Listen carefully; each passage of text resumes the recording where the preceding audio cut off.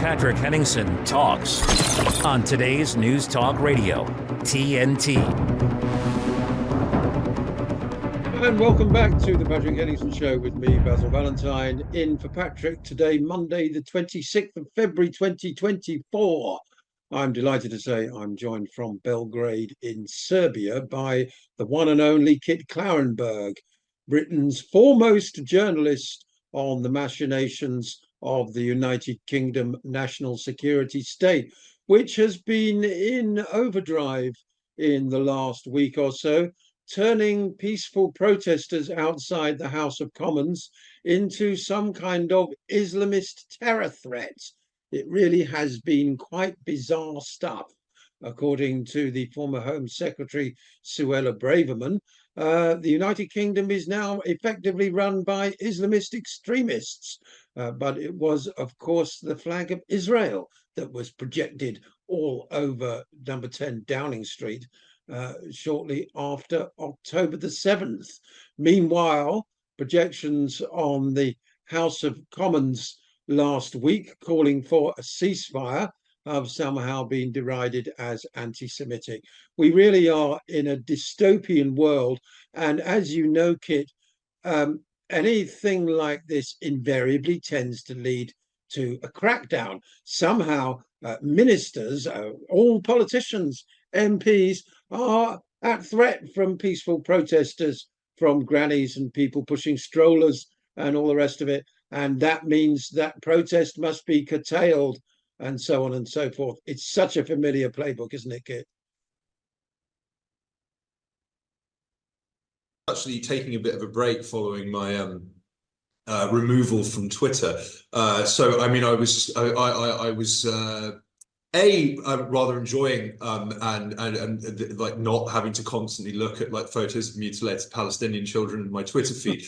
I mean, that was a welcome relief. But at the same time, I was my eyes were glued to what was occurring in the United Kingdom, which was somehow almost as disturbing and frightening. I mean, the sight of multiple Israel flags being flown in the House of Commons. I mean, as someone who studied British politics at university, this is unimaginable. I mean, this is complete, and I would very sadly watch parliamentary debates regularly and prime minister's questions. The idea that that chamber would ever feature a foreign country's flag, but let alone Israel's, while it's committing a genocide, as per the findings of the International Court of Justice, and also Keir Starmer openly admitting that he was speaking to Zionist operatives before he sabotaged the SNP's vote for to back a ceasefire in Gaza. The projections on Downing Street and the House of Commons, it's really remarkable. And I think that we are hurtling very, very, very quickly all over the Western world to just avert brazen forms of totalitarianism, because the perceptive and media unity of the war, around the war in Ukraine, this is evil, unprovoked war of aggression by a Hitler-esque tyrant for no reason other than his own Machiavellian bloodlust. That has largely remained unchallenged for the best part of 2 years, although it is rapidly collapsing. Whereas the entire world, with some ignoble exceptions, is standing with the Palestinians and ever more aggressively. And we see this all over according to polls in Europe, the populations overwhelmingly oppose what Israel is doing. They overwhelmingly see this as genocide. They overwhelmingly want their governments to do whatever they can to stop it, and governments are just are carrying on and doing it. And their only response to their only way of managing the narrative is to criminalize Palestine solidarity. If and when Keir Starmer becomes the next prime minister, and a law criminalizing anti-Zionism is probably going to be the top of his agenda, the first thing that he does when he gets into office. I would imagine that this is exactly the same is true in a large number of other European countries, because power has no answer. They are dedicated to maintaining the settler colonial project in Palestine. They are, a genocide of varying speeds, it by necessity perpetuates. So yeah, a worrying time all round indeed. But as Norman Finkelstein states, rational hope does spring eternal. We see we see this manifested in the continuing, enduring defiance of Yemen, Ansar Allah, love you Yemen, my new favorite country on earth, who are refusing to back down, who continue to throw down gauntlets for the US and Britain and their Zionist bastard offspring. It's really quite remarkable. And we see almost every day the US empire starting to disintegrate, gradually then rapidly. Their ability to act as a military force almost anywhere in the world is now questionable. I saw someone on Twitter not long before I was banned said it posted a map of US bases in West Asia and said what previously looked like a kind of threatening map of potential Death Stars throughout the region now rather resembles a bunch of juicy, easy targets. I mean, I personally am committed to pacifism and non-violence. I must stress that, but I say this from a position of relative privilege. If I grew up in an open-air concentration camp like Gaza, and my family and friends were systematically slaughtered for the sick amusement of psychopaths, I might have a rather different perspective on things. It is indeed the sick amusement of psychopaths, and if we can put up the image of the red dress on front of the armored car. I don't know if you saw that on X today. I mean, another picture of an IDF soldier, I hate to use the word proudly, displaying a pair of high-heeled shoes he had looted from a Palestinian home he'd just destroyed, and then he was declaring he was going to give to his wife. I mean, the sadism, cruelty, a total lack of self-awareness of some of these Israeli soldiers is absolutely off the charts. And when you contrast that with, as you say, the image of Israeli flags all over the House of Commons, this is, dystopic beyond all measure. We didn't think even a year or two ago we would witness such things. I saw that image of the Israeli flags in the House of Commons, and I didn't think it was real, Kit. I scrolled past it quite quickly. I thought it must have been somebody has drawn that on to illustrate the extent to which Israel dominates the House of Commons, and those flags they weren't actually physically there. They've been matted on since in a Photoshop to indicate where pro-Israel MPs sit or something. I didn't think it had actually happened. Yeah. Well, it's interesting because it's like, I mean, it is a real pity that this is coming at the cost of, I think it was something like 120 dead children a day on average, or something horrific. But I do think this is a major sea change in global opinion, particularly in the Western world. I think that there's no coming back. There's no going back to the pre-October October 7th time. Israel. In 2014, I played a small role in helping organise protests in solidarity with the Palestinians during Operation Cast Lead, which was a carpet bombing of Gaza, they were vastly attended, but we were spat at and had stuff thrown at us in the street, and we also had evil people like Douglas Murray, who of course is in and out of Tel Aviv a lot at the moment. One of many Z-list celebrities the Zionists have gotten in to try and whitewash their genocide. I saw Haaretz complaining the other day about the fact that Michelin restaurant critics will no longer visit Israel. One of the many downsides of committing a 21st century Holocaust. But I just think that there's no going back. the ICJ has effectively ruled that what Israel is doing is not self-defense. The protests, the Palestine solidarity process are so vast and so dignified that they cannot be libeled by people like Douglas Murray as a bunch of immigrants, causing trouble, potentially being directed by foreign powers. No, like this is visceral and real, and what we are that US soldier who set himself on fire in protest of the Gaza genocide. His last Facebook post said, a lot of people wonder, what they would have done during slavery and during Jim Crow. Well, what you're doing now is a guide to what you would have done then, because there's no both siding this. And I mean, much as the mainstream media does still try and get their guests to say, well, do you condemn Hamas, straight off? As much as they're still trying to breathe life into that corpse, no. This is a point where a large number of people are asking themselves, are we the baddies? In the spirit of Mitchell and Webb when they dress up as Nazis, because it's like, and it's a kind of similar. It's a similar thing in Ukraine as well, where it's like now it is the narrative, as I say, is starting to collapse spectacularly. People are asking questions about whether whether it was sensible and whether we were on the right side of history to be backing a country with a vast profusion of not open Nazis in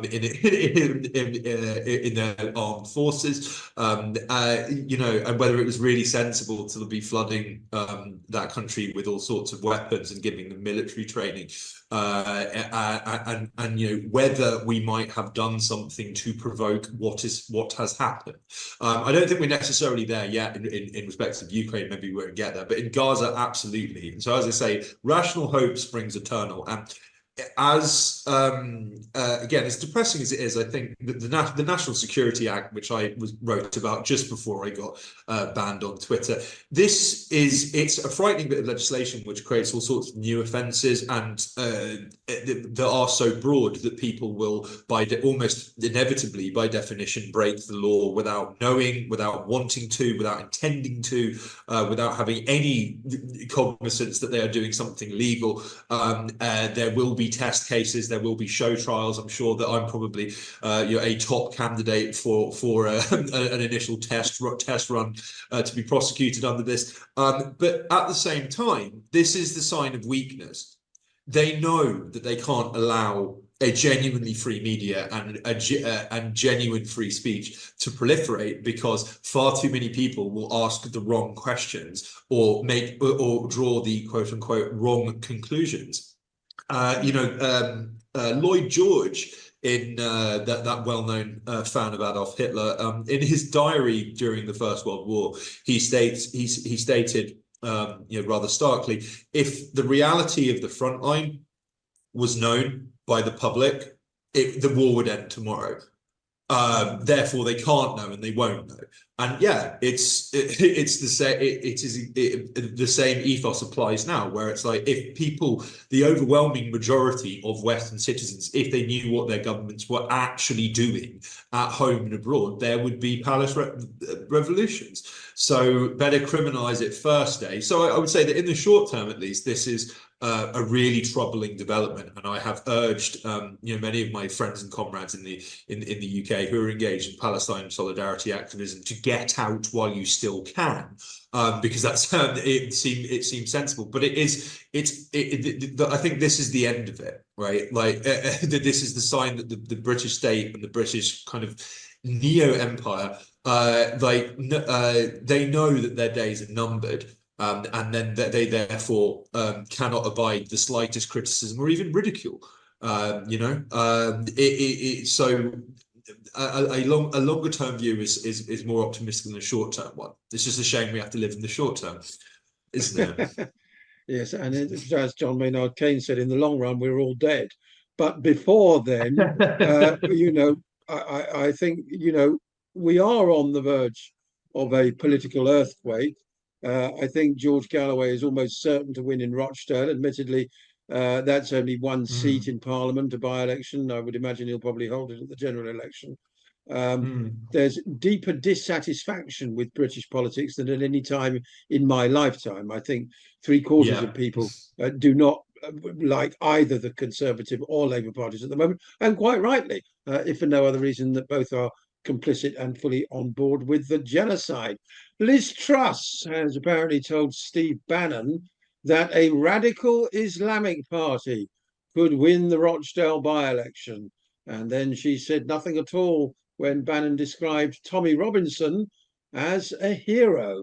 I mean, honestly, that woman was Prime Minister of Great Britain briefly, Kit. And she's describing the Workers' Party of Britain, a left party opposed to genocide and fronted by a Scotsman with the support of the only other person I can think of, prominent person is Chris Williamson, that now belongs to the Workers' Party of Great Britain, former Labour MP. She described it as a radical Islamic party. Now, this all comes from that nonsense last week, that really sinister nonsense, which I think comes straight out of the Tel Aviv playbook, that somehow opposition to genocide is associated with radical Islam. I mean, it's just off the charts, bonkers, batshit crazy garbage. Yeah, I mean, oh yes, I mean, as someone who has been now, I was removed from Twitter because I was mass reported because I suggested that some footage of an interview of two Jewish Israeli women who were held hostage by Hamas and seemed to have really rather enjoyed the experience and claimed that they were treated as sacred and queens, and they had jolly arm wrestling bouts with their captors, and indeed. They were avowedly worried that the Israelis might rescue them at any moment. It's a rather strange concern to have if you're being held in awful conditions by a terrorist group. I suggested that such was the looks on their faces and the tones of their voices that they had met real men for the first time in their lives, and this was mutated into me advocating for mass rape. I mean, by the Zionists, as the rather wonderful Jewish comedian Alexei Sale is fond of saying, Zionists lie and they lie and they lie because it's what they do and what they have to do to maintain their lies. So, and rather fittingly, we've now had the New York Times yet again be forced to issue a major mea culpa because it turns out that a story about alleged Hamas sexual atrocities turned out that one of the authors was a former Israeli intelligence operative who had been sharing and amplifying and liking all sorts of posts on social media advocating for genocide of Palestinians, who had no journalistic background. I mean, this has happened quite a lot since October 7th, hasn't it? I mean, we were told that Hamas had slaughtered 1,400 people in cold blood, and then this was revised down to 1,200, and then it was revised down again to just about 600, and it turns out that Israel did most of the killing, but they refused to have official public investigations into this because it would be unseemly and it might undermine confidence in the Israeli occupation forces. So I mean, it's really quite astonishing. I know Chris and George personally. I think that they're ace, and I totally agree. I think that George will almost inevitably win that by-election. It would be good to see more people signing up to the Workers' Party. It would be good to see more people actually thinking of completely jettisoning the Labour Party, because I mean it's beyond joke now. As I say, I think we're in this position where elites feel that they can just get away with anything, that they're just completely openly brazen about lying, about manipulating people, and about their just total hypocrisy and lack of respect for the law. I mean, we've recently had a spate of German officials who've admitted that the sanctions failed, and we probably should have known they were always going to fail. But hey, what can you do? And then, like, meanwhile, Germany's economy is collapsing politically. They're in like a really, really bad place. The far right is taking off everywhere. Were we always just living in a totalitarian system without really realizing it because of the rainbow flags? I'm not so sure, but we are certainly in a new reality in many ways. And yeah, it would be ace if after the next election there isn't a Labour government, but there is in fact a number of other parties which are not signed up to the Zionist genocide project represented in Parliament. I mean, of course, as we've seen what happened with Jeremy Corbyn, I strongly suspect that the MI5 and MI6 and the British military might not respond well to that, which then raises the obvious question of, again, are we really the baddies? Whose side are the people who are meant to protect us ostensibly on? Yes, I mean, I think the last time we had a genuine dichotomy in British politics was in the early mid-1970s. I don't think Harold Wilson was completely controlled, and hence there was the famous plot against him. Since then, since the election of Thatcher, who was basically a neoliberal wrecking ball, something of an imbecile who was allowed to enact all these anti-union policies and privatization. Since then, the national security state haven't really wanted to take the chance of somebody that they hadn't approved of and or didn't fully control taking power. Hence, John Smith was summarily dispatched and Tony Blair installed as Prime Minister instead. And the rest, as they say, is history. You know, although he was allowed to carry on living,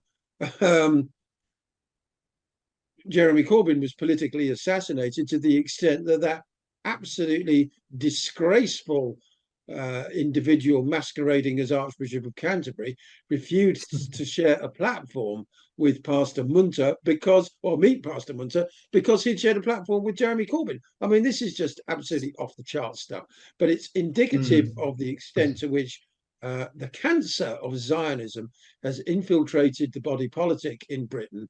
I mean, the idea, they memory hold the footage very quickly, that Starmer went to ring Isaac Herzog, the president of Israel, who was at the security conference in Munich, to get his instructions about how to amend the SNP ceasefire motion, and then get the very ready agreement of Lindsay Hoyle, also a member of the Labour Friends of Israel, to prevent any kind of meaningful motion being put before the House of Commons. I mean, this is just absolutely disgraceful stuff. Now, what I want to know is, under this new National Security Act, criticising the government is going to become, if not a criminal offence, well, you better choose your words carefully, because you could find yourself falling foul of the law by being too harsh with the words you use or discovering things that they don't want you discovering. Can you enlighten me, please? Yeah, absolutely. So, okay, I mean, I think that just to preface this, right? So, I was rather famously or infamously stopped and detained and interrogated for the best part of 6 hours by counter-terrorism police when I flew back into the UK to visit an ailing relative. There were police waiting for me on the runway as I got off. I mean, that's never happened before. And the legislation I was held under is called the 2019 Counter-Terrorism and Border Act, and it was slammed by the UN for creating all sorts of thought crime offences and criminalising free speech. And in effect, the wording of the legislation is just a kind of Orwellian masterclass. So it specifically states that you can be you can be carrying out hostile acts on behalf of a hostile foreign power without you or the foreign power knowing. Now, I said the sentence many times. I'm not sure how that one works. I mean, that's like saying, you can be stealing something without having known you've stolen it, or the shopkeeper being aware of the fact it's disappeared. It's sort of like, oh yeah, but it just it's completely sorry. It's I didn't mean to cut you off, friend, but it's just it's completely insane, and it effectively creates suspicionless offences. So anyone could plausibly be suspected for any reason of being engaged in hostile acts against the UK, and the hostile acts are whatever the British government and security and intelligence services decide they are. Now, I mention this because at the same time that I was stopped, the National Security Act, which was then just the National Security Bill, was going through Parliament, and it contains a lot of very similar language. Excuse me. A lot of very similar vagueness, total lack of imprecision, and as sweepingly broad definitions and powers that, yes, mean almost inevitably people are going to break this law without wanting to. So to give you one example, there is a passage which states that it creates a new offence of receiving a material benefit from a hostile foreign power or intelligence agency. Now, this could be almost anything. And under the terms of the law, it's not necessary for authorities to prove that you received a particular benefit, quote unquote, for committing a certain act. Now, again, this is rather impenetrable, but what it actually means is that, let's say, in a worst case scenario, there is an anonymous social media account run by a hostile foreign power, whichever country the US or the UK government has decided is hostile, and it publishes, say, a hacked document, and then therefore, under the National Security Act, receiving a material benefit can include information. So just by looking at this tweet, they could argue, and I mean, I'm sure that they will, whether they'll be successful or not is a different matter, that you received a material benefit by looking at this. You now possess information you didn't have before, because, and it even states at one stage in this terrifying bit of legislation that it's not necessary to prove which particular foreign power or intelligence agency is involved. So again, it's just like, who isn't a potential criminal under this Act's terms? And I might add as well that while this was going through Parliament, there were very few concerns raised by lawmakers. Indeed, many lawmakers openly stated, Conservative and Labour, that this law was necessary to criminalize WikiLeaks, to ensure that if an organization like WikiLeaks could have it was formed, that it would be bannable and its staff imprisonable. I think my dear friends at Declassified UK, again, I'm wondering whether they can continue doing their independent investigative journalism on Empire but for very much longer. I think they're already kind of skirting the risk of prosecution just by token of their factual reporting. But it creates all sorts of new offences that are so vague, and I can honestly imagine as well that, like, I mean, on the kind of the lack of cognizance that you're conspiring with of hostile foreign power, there is we have heard for many years that particular perspectives online or even inconvenient truths online serve Russian disinformation objectives. So, like, the factual reporting on even homelessness or the effects of fracking. Oh, well, this is furthering Russian talking points, or Kremlin disinformation objectives. Now, again, without knowing that you are furthering Russian narratives and interests you could be accused of that by token of expressing your legitimate opinion online. The penalties involved for falling foul of this are extremely severe. It's like 10 years between 10 years and life for most of these new offences. I mean, and it's really quite astonishing as well that, like, despite the fact that all of these MPs said we want to effectively prevent another WikiLeaks from being possible to exist. There are lawyers for British press associations who said that this law is so terrifying that it will create a chilling effect by token of its existence. So the journalists they won't go certain places, they will ignore certain stories because they're just like, well, that's way too hot to handle. We're going to be in too much trouble. Despite this, no mainstream journalist did any work on this at all. And there was zero criticism voiced in legacy media whatsoever. There was some really good work in the independent media. My friend Mohammed Al-Mazi, I probably painted a target on his back by calling him my friend. Sorry about that, mate. But he did some superb reporting for Consortium News and a few other independent outlets on this. And it's well worth looking into, and I would strongly suggest that activists, whether they're independent or part of wider groups and organizations, and indeed independent journalists, need to be looking at this very carefully. Because, I mean, Craig Murray, my friend and comrade, he has spent a large number of months in Switzerland trying to claim asylum because he's being investigated by British police for terrorism offences. He's now back in the UK. I gather he doesn't feel particularly safe there. I don't blame him. In effect, they're going after everyone and anyone now, and I think that, yes, as I say, this kind of marks the final pinnacle of British state control, because they have completely lost control of the narrative. They've lost means of manipulating, or that their ability to manipulate people is rather diminished. Their capacity for censorship via typical methods, like via outsourcing it to civil society groups and disinformation experts they secretly fund to say this isn't true and this source can be trusted and this can't. That's waning very rapidly. So the only responsive power is let's jail dissidents. Let's just throw them in jail and try and damage sympathy for them one way or another in advance. This is really sort of Soviet-esque stuff.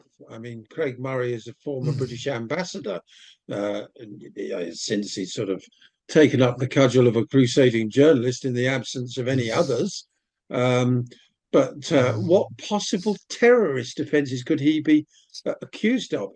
All that terrorism legislation that came in the wake of 9/11 on both sides of the Atlantic and across Europe has been used once again simply to criminalize dissent. We've had this creep between the blurring of the lines between terrorism and so-called extremism, between extremism and challenging establishment narratives. It's a very deliberate conflation of completely harmless, less than harmless activities.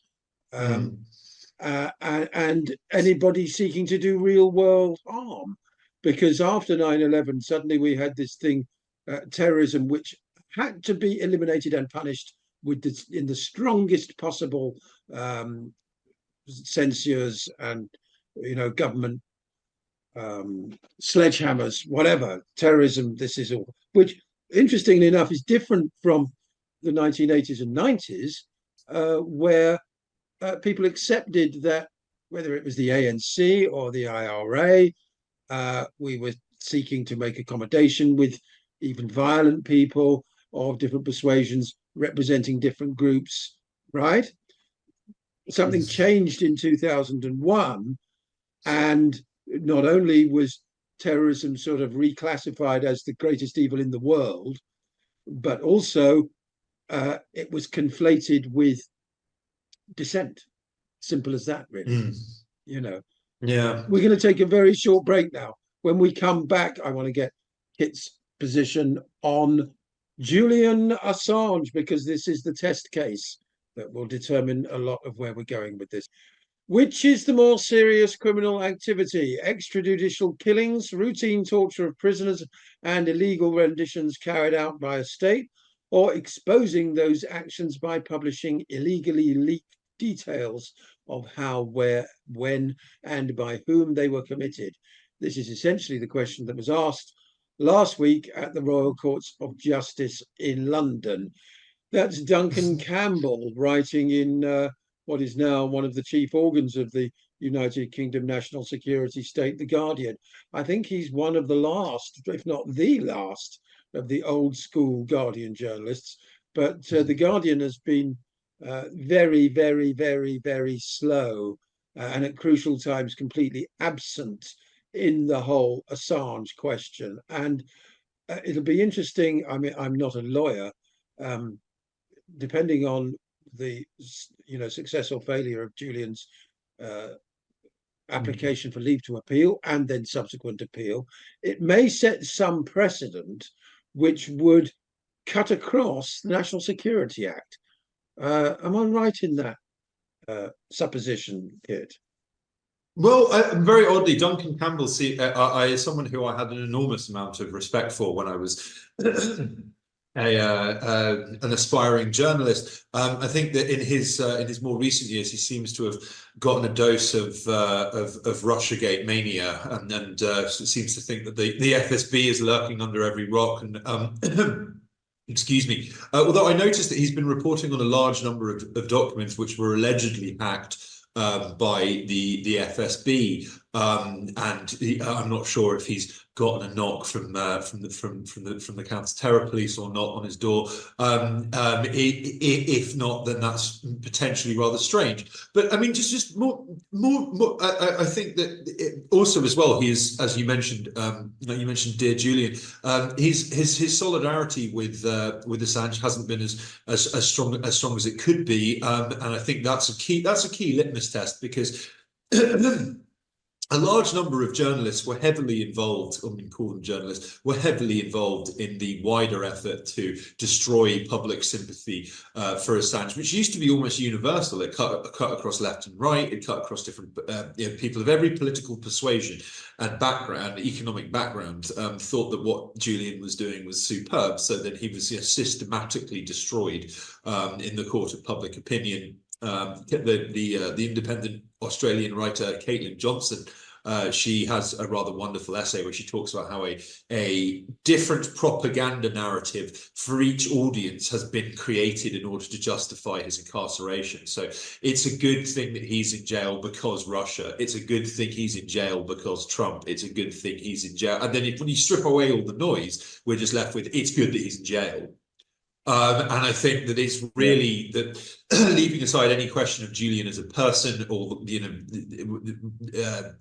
or his personality, ultimately he has spent 5 years, his health, mental, physical, deteriorating every single day in a 23-hour lockdown for publishing factual information. He's not a US citizen, but he's an Australian citizen who is being held in a British jail awaiting potential extradition to the US for publishing information the empire doesn't want in the public domain. Again, if you're not outraged and frightened about this, then you are on the wrong side of history. That's just objective. And yeah, so on February 20th and 21st, dear Julian had his last opportunity to potentially to stave off extradition to the US, where he will be held almost inevitably in the most horrific prison conditions imaginable, in a supermax prison, which will make his stay in Belmarsh seem like a Disneyland holiday by comparison, or he may even face the death penalty. I mean, this is allegedly due to helping or trying to help unsuccessfully Chelsea Manning crack a password, and this is claimed that he was involved in hacking the US military and the Pentagon, actually there seems to have been an effort to try and help Chelsea protect herself from discovery as the leaker, and also to download music. She couldn't do so via the Pentagon's internet. So while she was posted overseas. So yeah, I mean, I'm impossibly reminded as well, like we recently had the death of Frank Kitson, who was a scumbag British military official and thinker who in the 1970s created counterinsurgency theory for deployment in Northern Ireland during the quote-unquote Troubles, i.e. the civil war targeting Northern Ireland's Catholic population. And he used analogies like, well, in a counterinsurgency, effectively you're trying to reel in a fish, and the people around them, the general public, are the water in which the fish swims. And in order to flush out the fish, it may be necessary to poison the water entirely. And he also explicitly argued that in a counterinsurgency, the law must be subordinate to the wishes of national security. And in fact, it must be a form of propaganda used for getting rid of unwanted members of the public. Horrific stuff, but hugely influential. And I would suggest, as you say, that we are the counterinsurgency during the War on Terror was fought all over the Middle East and North Africa. Now the counterinsurgencies come home, and we're like now living there. I mean, again, I mentioned Declassified UK. Mad respect to them. Thoughts and prayers as well, to an extent. Sadly, they have published a series of articles showing how a large number of judges and lawyers involved in overseeing Assange's extradition and his prosecution after he was sprung from the Ecuadorian embassy, potentially illegally, that they all have conflicts of interest which are very, very, very clear, and they or their wives are part of private security companies, or they represent MI6 and the security services in legal battles. So their vested interest in Julian being sent over to the US and the key to his jail cell very literally thrown away. It couldn't be more unambiguous. I'd actually forgotten about this. I was going over some of the coverage of the hearing in which Assange was jailed for an entire year for breach of bail conditions, which is unprecedented, particularly for someone who does not have a history of violent offences or whatnot. And they never end up in Belmarsh either. The judge said, "Get over to America." The second that Assange was taken into the courtroom. So it's like, I mean, again, it's remarkable that this hasn't caused more outcry. And the reason it hasn't is because there is, as I say, a large number of establishment journalists who kept quiet or justified what was happening to him. James Ball is a particularly notorious repeat offender in this regard, and he his journalistic focus is QAnon. Which is to say that James Ball is very keen on that people don't believe the world is run by satanic paedophiles. I wonder why. But another aspect to this was The Guardian, which was used Assange and then threw him under a bus. And I've reported on this in my Substack, that there is a talk that an Australian journalist, award-winning mainstream Australian journalist, gave, where he was talking about how he was shadowing Julian while they were working. I think it was the Afghan war logs, and he overheard a large number of mainstream journalists make comments to the effect of, "It's great because we're not publishing this." So Julian was their fall guy. They had Julian publish all of these sensitive cables, which accounts for some of the charges he's facing now in the US. And they claimed that even though they were fully involved in the publication process, they stood back and said, "Oh no, we're just journalists and reporters, and we're reporting on the contents. We have nothing to do with this." And the New York Times did this as well. They explicitly, there is There is footage of Julian on the phone to the New York Times, where the New York Times says, can you just publish first, i.e. can you scoop us in effect, and then we'll just report on the material. And Julian is rather quizzical and perplexed, God bless him, because he doesn't seem to realise that he's been kind of let out on a plank by some extremely unscrupulous, nasty people who pass as journalists in the mainstream. The Guardian was also, it seems, my friend John McAvoy has reported on this, they knew about the extensive UC Global spying operation in the Ecuadorian embassy, and the fact that all of his conversations with lawyers, which are meant to be legally privileged, were being spied upon. He knew that, so the Guardian knew that, yes, that they were going through the trash of the Ecuadorian embassy to work out if the children who were visiting him were his own children. You know, and they just sat on this. They didn't report on it, and it's just. It's baffling to me, and despite that, they also, despite knowing about the spying operation, they also published that dreadful article claiming that what was his name, the Trump advisor. They claimed that Paul Manafort. Sorry, yeah, they claimed that Paul Manafort had visited Julian at the embassy, and then, despite the fact there was this huge outcry from people saying this is true.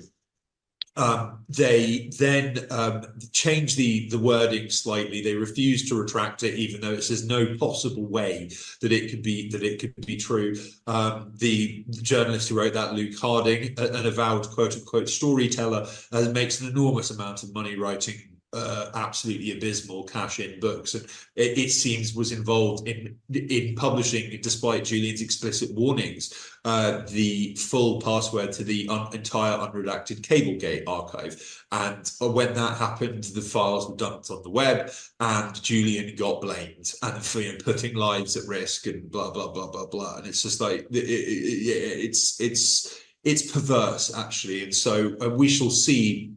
I very sadly do not have very much optimism that he won't be extradited. I think at this stage, you know, the empire and its its assistant manager Britain are they have their tail between their legs. They're really struggling in Yemen, and so they just need to flex their muscles to look powerful, like a mafia don. They don't need your protection money, but they're going to break your legs if you haven't got it, because you can't have one person step out of line. So I think that if that day does come, a large number of people should respond by stepping out of line somehow. I would never suggest to your viewers and listeners that people actively break the law, but again, I'm not them. So and from my position of relative privilege, I feel no need to engage in political violence or incendiary regime change activities. Other people's own mileage may vary. So I'm just but it's we shall see, and I think that there was a great quote from Bobby Sands where he said, our victory will be the laughter of our children. Or the Taliban was very fond of saying, you have watches, we have time. Yes, it's sad that we have to be on the front line in the short term, which is going to be very brutal and draconian. But taking a wider picture, I think a better future can be forged, and Julian's example will continue to be an inspiration and motivation for millions of people around the world. If nothing else, that's quite some legacy. It behooves us to follow his example however we can and resist. Well, I think there'll be a lot of resistance when an attempt is made to physically remove him from the country. It wouldn't surprise me at all if there were, hundreds of people outside Belmarsh physically preventing the security van for departing for Brize Norton or Heathrow or wherever they spirit him away to. I think the logistics will turn sort of theatrical in the extreme and be extremely embarrassing to the United Kingdom and the United States, for that matter.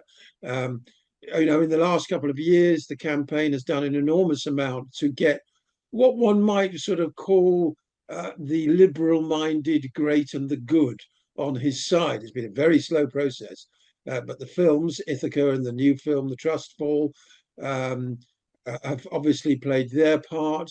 There's an exhibition at the moment at the European Parliament as well about the case. There's, the Australian Parliament voted to bring him back. And finally, I think Albanese is on side with that. So there's a sort of, the remnants of what we used to think of as the liberal wing of the establishment is finally on his side. So if the national security state presses ahead, as it looks like they're going to, and if the judges find against Julian, then the sheer naked authoritarianism of the system we're living under will become even more apparent to people who have previously denied it.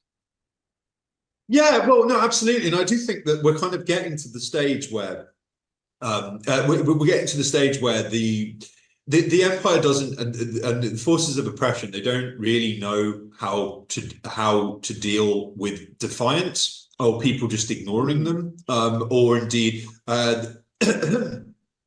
they don't realize that, yes, and no matter how brazen they may be in their own minds and their sense of impunity, how pervasive that might be, they don't realize how bad this looks to the outside world. And I think that Yemen threw down the gauntlet. They keep on throwing down the gauntlet to the West by doing nothing, pretty much. And they keep scoring effectively flawless victories over the Royal Navy and the US military. The US officials have talked about how they have to spend millions on missiles to shoot down drones that cost a few $1,000s, which are operated by the Yemenis.